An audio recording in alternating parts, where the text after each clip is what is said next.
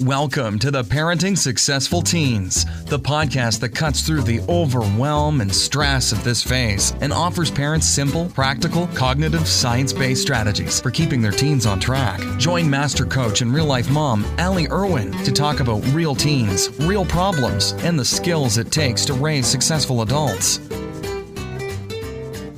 Hey everybody, I'm so excited to be here this week. It is gorgeous weather outside. I live in Michigan and it is snowing, which is perfect for this sort of before Christmas season. I know a lot of people hate the snow, but my husband and I take this fabulous nightly walk in the snow. There's a woods near our house and it's so pretty and it's feeling so holiday-ish. So I'm in a fantastic mood. But I wasn't in a fantastic mood earlier this week because I read a series of articles about the incidents of really scary stuff happening at high-performing high schools, at the nation's high-performing high schools.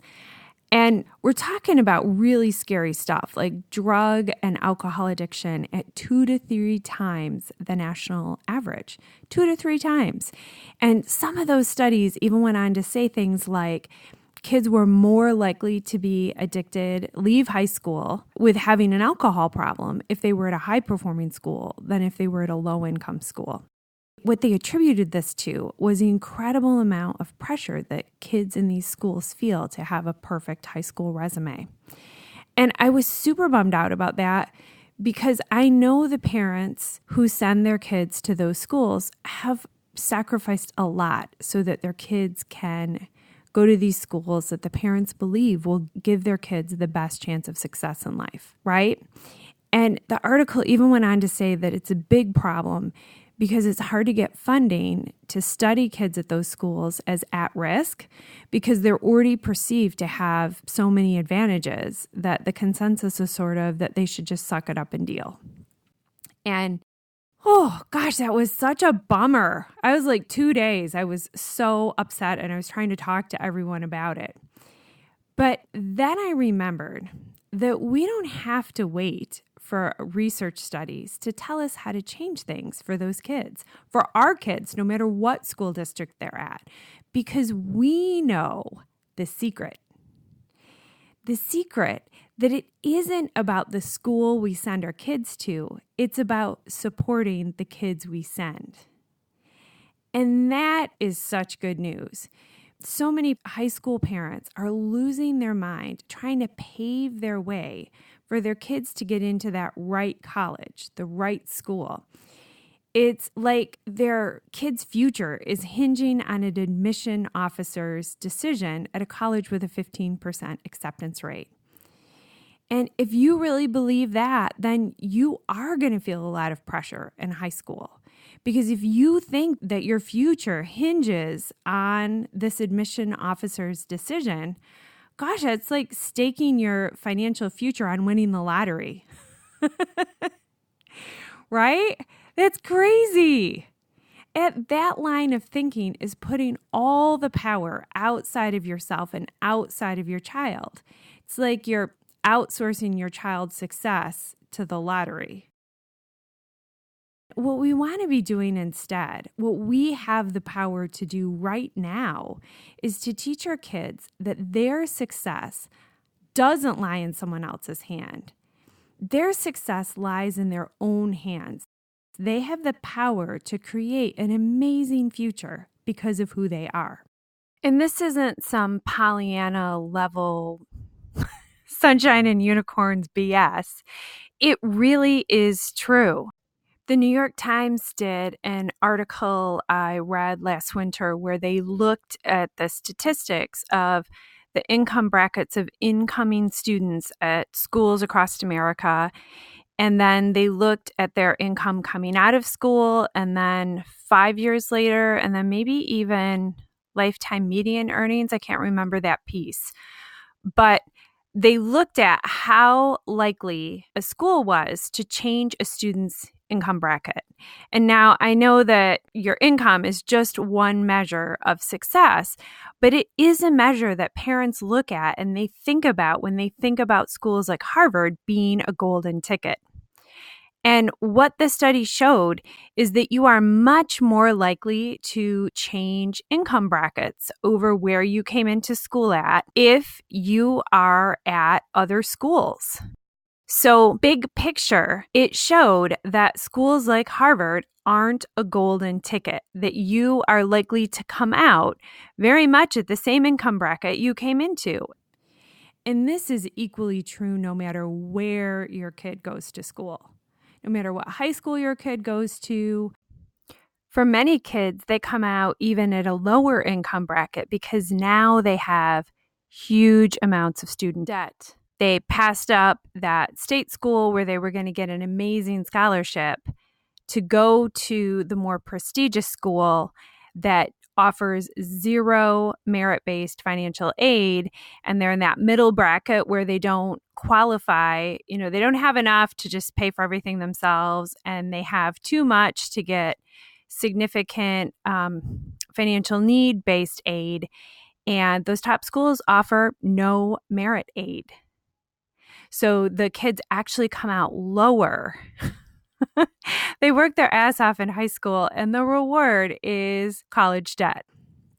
Now, I know what you're thinking. I can hear you rolling your eyes at me, and you're saying, fine. So if Harvard isn't the golden ticket, what is? It's really important to me that my kids be successful, that I give them everything that they need to be successful in life. I mean, I don't want them to live in my basement forever. I don't want to come downstairs when he's 22 and have him still be playing video games on my couch.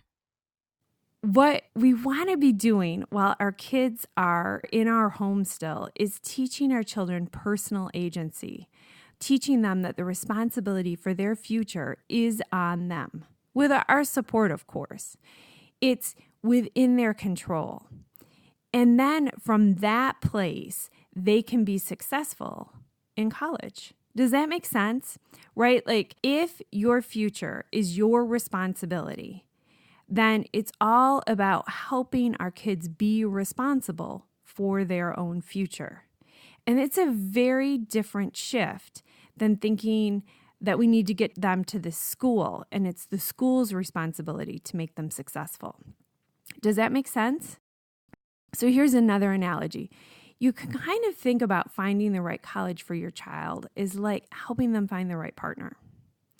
Anyone who's ever dated knows that finding the right person really comes from knowing who you are and what you're looking for. Okay? You can date that dream guy, but if, he's super into sports and you're super not into sports, like even if he's great on paper, you're going to be miserable. Similarly, if your kids change themselves to go to the right school, they're going to be miserable, even if that school is great on paper. And I'm not saying that it's not a good thing to be pushing yourself in high school, taking challenging classes.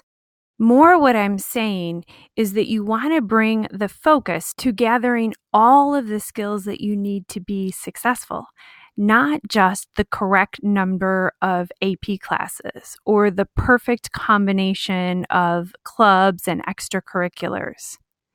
And I love this because we can do this. We can give our kids the skills they need to be successful. We can teach them how to make and keep commitments to themselves, how to get important things done, how to ask for and receive help, how to try new things that you might not ever be good at, just for fun. Because when you take the pressure off to have a perfect resume, then you have the freedom and the free time to try things. You drop the transactional relationship with your life.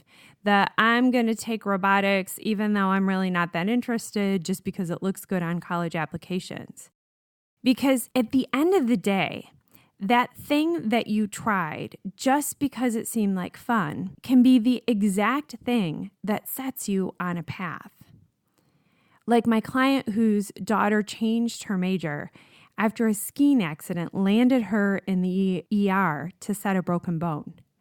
She was so fascinated watching everything that was going on that she changed her college major from engineering to medicine and went on to be an incredibly successful doctor. Or my son, who fooled around and cut hair on our deck while watching YouTube videos and ended up at a top barbershop in Europe. Or my client whose daughter tutored for hundreds of hours in high school and ended up discovering a real passion for math and ended up sailing through college math because her math skills were honed during these hundreds of hours of tutoring. So let's help our kids in high school figure out who they are so that we can get them started on a path that relates to them. And from that place, they will be successful no matter where they go. And that's the true work of high school, is to know who you are, not to complete the maximum amount of AP classes. You have to discover how to get along with people, even difficult teachers, because that is a lifelong skill that will serve them when they go off to college. We don't want to help them find the easiest path. We want to help them be stronger so that they can take any path that suits them. There's this whole idea about lawnmower parents out there that are trying to clear their child's path so that they have the easiest path forward. And I think those parents are really missing out on giving their kids the skills they need to be successful. Because those skills are better than any Ivy League education. And week by week, these are the skills that I'm sharing with you so that you can share them with your teens.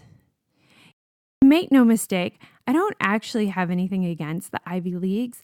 What I have something against is the idea that the Ivy Leagues are a ticket to a certain kind of life.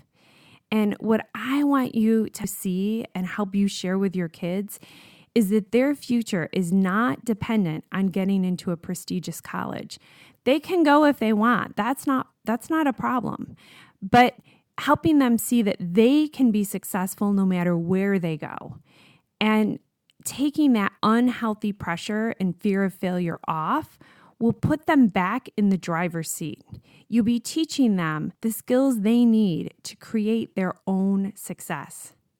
So here's your challenge this week, is to think about what skills you have that you think made you successful. And then to start to think about how you can help your kids develop those skills too. And if you want to shoot me an email and tell me what that skill is, I would love to hear it. You can shoot me an email at parentingsuccessfulteens@gmail.com. I'm so glad you're here. Getting to talk to you like this and helping you with your kids, that's what lights me up. I'll talk to you next week. Thanks for listening to Parenting Successful Teens. If you enjoyed today's show, please head over to allieirwin.com/talk, where you'll find a free guide that teaches you 5 different ways to get your teenagers to tell you about their day. Grab the guide and start having better conversations today.